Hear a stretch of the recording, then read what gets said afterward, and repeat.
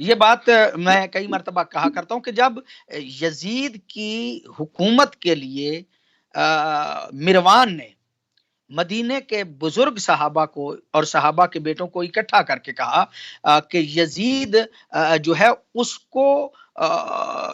معاویہ بن ابی سفیان نے جو بنایا ہے تو وہ سنت حضرت ابو بکر کے عین مطابق بنایا ہے، اس لیے کہ حضرت ابو بکر نے اپنے بعد حضرت عمر کو نامزد کر دیا تھا، تو معاویہ بن ابی سفیان نے اپنے بعد یزید کو نامزد کر دیا۔ یہ جملہ کہنا تھا کہ حضرت ابو بکر کے فرزند حضرت عبد الرحمن ابن ابی بکر وہ کھڑے ہو گئے اور انہوں نے کہا مروان تو غلط کہتا ہے، یہ سنت حضرت ابو بکر نہیں ہے، اس لیے کہ حضرت ابو بکر نے اپنی اولاد میں سے کسی کو نہیں بنایا تھا، حضرت ابو بکر نے بنایا تھا حضرت عمر کو، اور حضرت عمر تو ایک اور قبیلے سے تعلق رکھتے تھے۔ یہ موروثی جو مطلب حکومت بنائی جا رہی ہے، یہ جو ملوکیت میں بدلی جا رہی ہے، یہ صحابہ کرام کی بھی سنت نہیں ہے۔ یہاں پہ آ کے معاملہ جو ہے وہ بگڑ گیا تھا۔ حکومت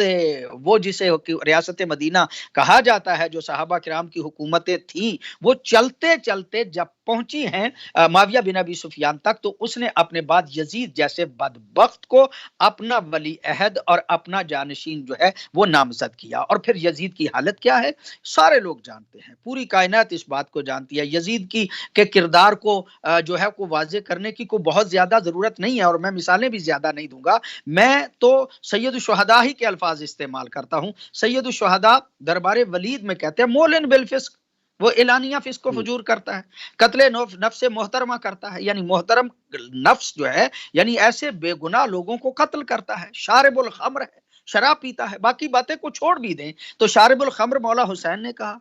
مولن بالفسق مولا حسین نے کہا، قاتل نفس محترمہ جو ہے وہ مولا حسین نے کہا۔ اس کا مطلب یہ کہ حکومت چلتے چلتے اتنی فساد کے قریب پہنچ گئی تھی اور امت مصطفیٰ میں اس قدر گراوٹ آ گئی تھی کہ یزید جیسے بدبخت کو حاکم وقت تسلیم کرنے پہ لوگ آمادہ ہو گئے تھے اور لوگ بیعت کر رہے تھے۔ وہ خواستہ کر رہے تھے یا نہ خواستہ کر رہے تھے، چاہتے ہوئے کر رہے تھے یا نہ چاہتے ہوئے کر رہے تھے، وہ رضا سے کر رہے تھے یا جبر سے کر رہے تھے، لیکن تسلیم تو کر رہے تھے۔